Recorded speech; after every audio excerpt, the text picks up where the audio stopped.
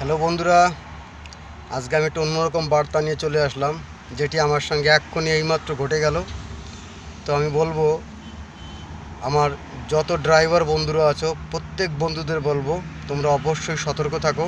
কেননা আমি এই দেখো, আমার মারুতি কার, অমনি মারুতি ভ্যান, আমি এই গাড়ি চালাই এবং আমি এই গাড়ির মধ্যে মোবাইলটি চার্জে রেখে ঘুমাচ্ছিলাম। তো আমি দেখলাম একটি ছেলেকে এখান থেকে ঘোরাফেরা করছিল। তো কি বলবো বন্ধুরা, আমি ঘুমিয়ে যাওয়ার সঙ্গে সঙ্গেই ও মোবাইলটি নিয়ে পালালো।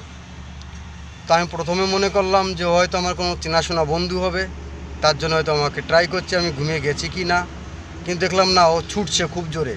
তো আমি কি বলবো, আমি খালি পায়ে ওর পিছনে খুব জোরে ছুটলাম। তো ছুটে গিয়ে 500-700 মিটার ছুটে গিয়ে ধরলাম। আমি চিৎকার করলাম যে চোর চোর, আমার মোবাইল চুরি করে নিয়ে পালাচ্ছে।